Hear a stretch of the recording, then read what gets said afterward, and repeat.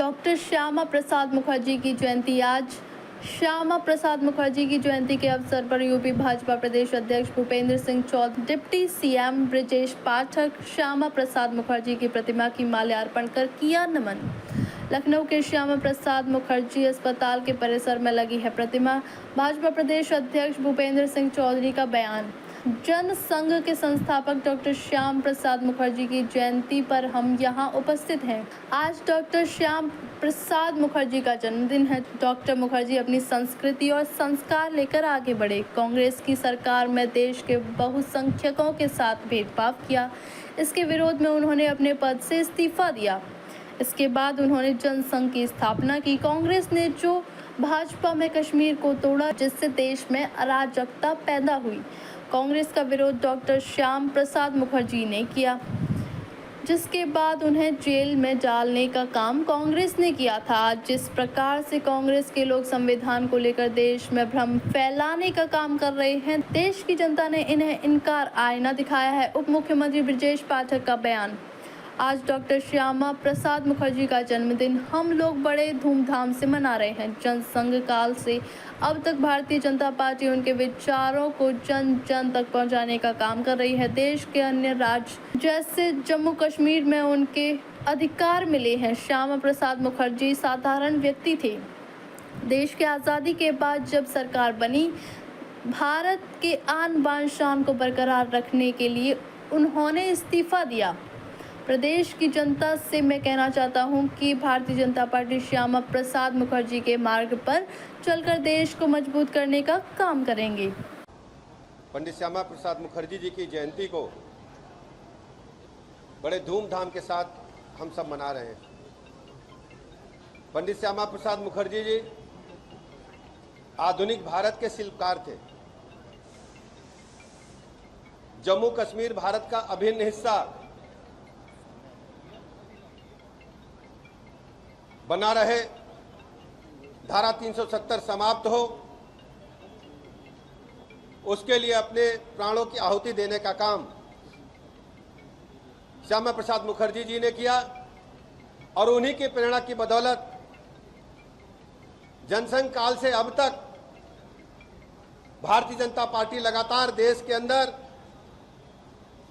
उनकी विचारधारा को जन जन में पहुंचाने का काम कर रही है।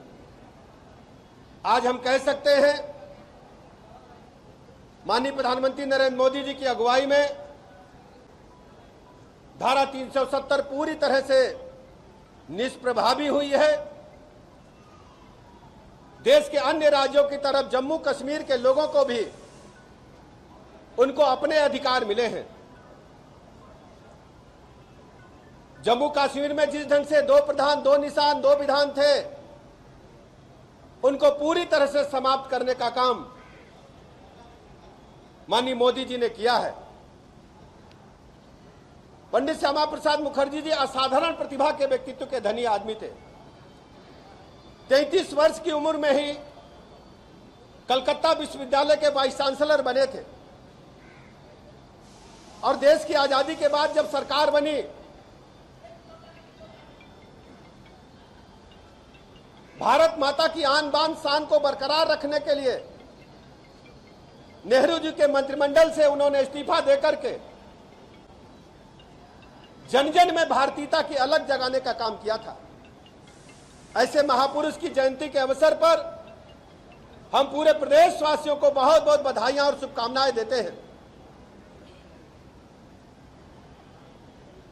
और उत्तर प्रदेश के सभी लोगों से मैं कहना चाहता हूं कि हम सब पंडित श्यामा प्रसाद मुखर्जी जी के, पंडित दीनदयाल उपाध्याय जी के सिद्धांतों पर चलकर के पूरे प्रदेश को जन जन में जोड़ते हुए हिमालय की चट्टान की तरह देश को मजबूत करने का काम करेंगे।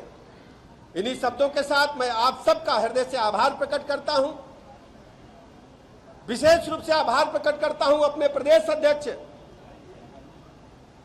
आदरणीय भूपेंद्र सिंह चौधरी जी का, जिन्होंने बहुमूल्य समय निकाल करके लखनऊ में कार्यक्रम को सफल बनाने का काम किया। हमारे बीच में प्रदेश के महामंत्री संजय राय जी, भारतीय जनता पार्टी के वरिष्ठ नेता आदरणीय नीरज सिंह जी, नगर अध्यक्ष आनंद द्विवेदी जी, राज्यसभा के सांसद आदरणीय ब्रजलाल जी, माननीय विधायक नीरज बोरा जी, माननीय विधायक आदरणीय रामचंद्र प्रधान जी, आदरणीय माननीय विधायक योगेश शुक्ला जी, प्रदेश के उपाध्यक्ष सुधीर हलवासिया जी, सुनील यादव जी, शिवशंकर शर्मा जी, अभिषेक कौशिक जी, वरिष्ठ नेता अमित टंडन जी, अभिषेक खरे जी, आदरणीय मान सिंह जी, उपस्थित सभी हमारे वरिष्ठ नेतागण, माननीय पार्षदगण, सभी का मैं हृदय से आभार प्रकट करता हूं। बहुत बहुत धन्यवाद।